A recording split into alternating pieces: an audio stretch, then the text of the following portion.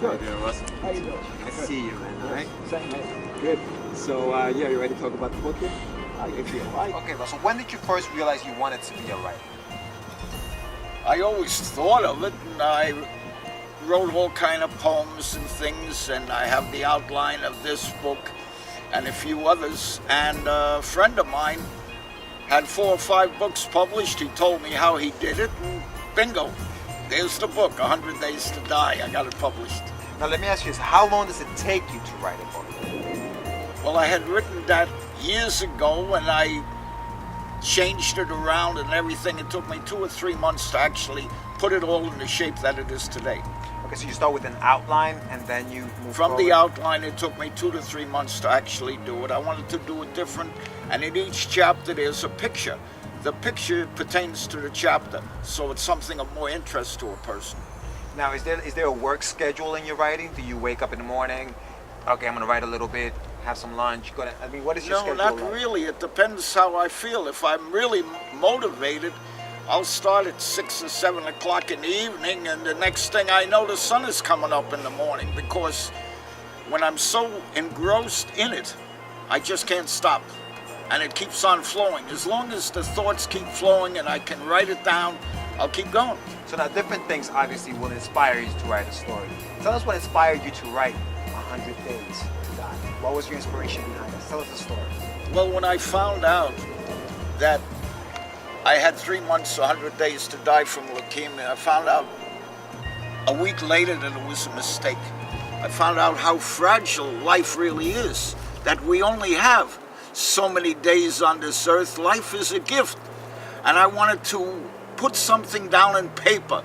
I wanted to leave something behind after my demise. Because when you go to the beach, you take a handful of sand. One shines a little bit more brightly than others. Why? It's a John F. Kennedy or a Mahatma Gandhi. I want Russell to shine a little bit more like a grain of sand on the beach. Now, are there other writers that influence your writing? Well, I like the James Bond, the Ian Fleming James Bond books, and I liked all the James Bond movies. To me, that's really great. I also liked back years ago when I was in school, Professor Moriarty and Sherlock Holmes. Those were other stories way back years in the past. So the modern day Sherlock Holmes and James Bond, they go together in a way, because we're in a modern age now, so you have James Bond. Now, the main character in the book, Earl Roberts. Earl Roberts. Now, is he a version of James Bond? Like, where? No, he would be the master criminal. He would be like Dr. No or Goldfinger, except when you have Dr. No or Goldfinger in the movies, you have a criminal at the height of his career. Here, Earl Roberts started from nothing and became a master criminal. Or he will be one in book 2 or book 3, where James Bond can go after him.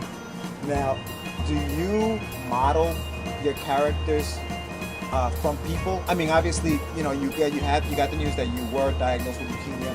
Now, obviously, Earl Roberts kind of depicts you in a sense, but how close to your personality is Earl Roberts? Does he become you, or do you become him? I mean, how does that work? It's pretty close in certain ways, the way you think. Now, what he is, he's not a violent person. Okay, now, I like the fact that he's not a good guy. He's a bad guy. I like that. You know Yes. what I mean? Tell us about that. Well, he is a bad guy. He actually commits a violent crime on Christmas Eve, which you don't do. But I like him to be liked in a way, too, that near the end, you will feel sorry for him in a way, because he's paralyzed. And his girlfriend goes and sees him that he never had leukemia. So in other words, you have to have a little pity for the poor guy. And in that way, even though he's a criminal, he's not hated by everyone. He's a nice guy.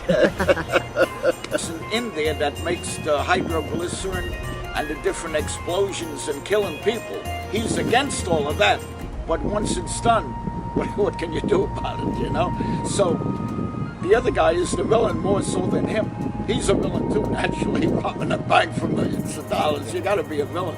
So you come up with the idea. I mean, obviously you're inspired by something. You come up with the idea. Are the characters the first thing that come out, or is it the story? Where do you start? Do you start with characters? Do you start with story? How does it move? No, I did the story first, and then I wanted to figure on characters. Because you need a character, you have to give him a certain kind of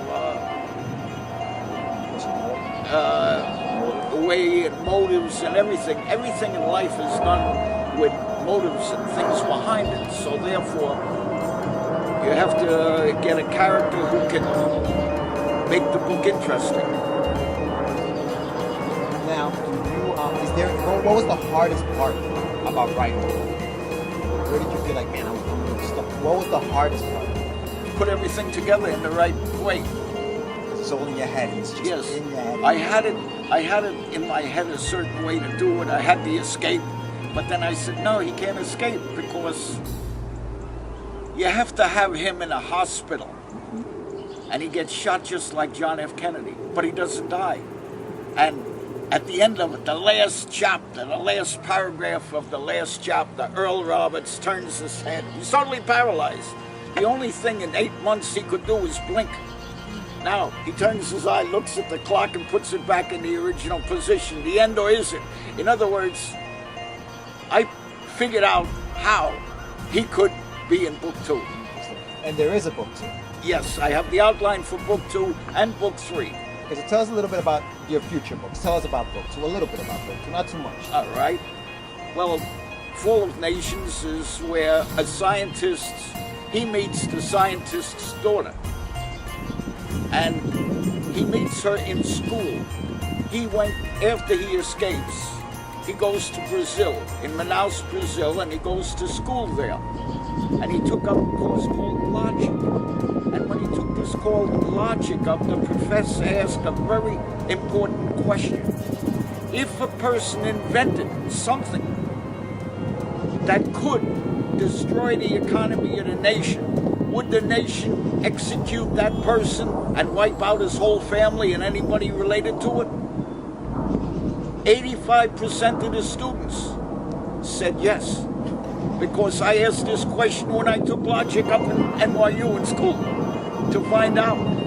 In other words, when you have an idea, you want to see if it really makes sense. And everything that I try to write down, it has to have certain logic to it, certain truths to it.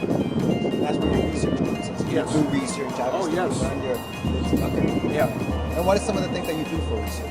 I mean, I heard you say you mentioned you were in a class in NYU, so that actually comes into the book. But what other things do you do for research? Well, anytime I think of something, I want to see if it can be done. And if it... Look, anything can be done if you have a little imagination.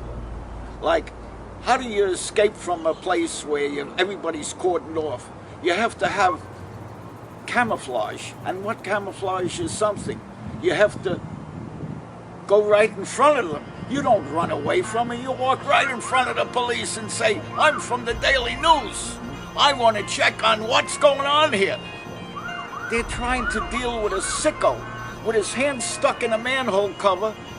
And here this newspaper man, get out of here. You know how nobody likes the news bothering everybody.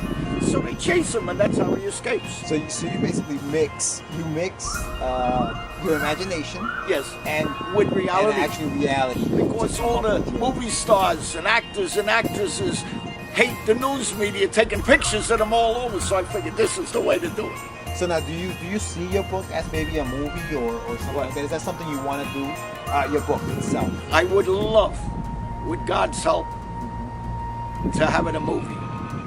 Because then I've accomplished everything I ever wanted to do in life. Because how many people can accomplish everything they want? The day I retired from NYU at a party. So I told him, I'm not retiring. I'm leaving and doing a new venture. I will get at least 10 world records in fishing, and I will publish a book. P.S. The book is published. I have 20 world records. Now I'm so enthused about writing more. What is the message? to have Earl Roberts start off becoming a master criminal, that in the future James Bond would be chasing after him. In other words, the author of all the James Bonds died. Now we have to have a new villain to come up and who started from this book and becomes a master criminal. So what is the ultimate plan for the book? Where do you see the book going? What is the ultimate I would love to have it made into a movie as the start of one movie, another movie, etc., with followed by more books. Okay, excellent. And now where can they get this book? Amazon books or through my website, And your website is, what is your website? russelljensen.net. Thank you so much for your time, Russell. Appreciate it. Thank you.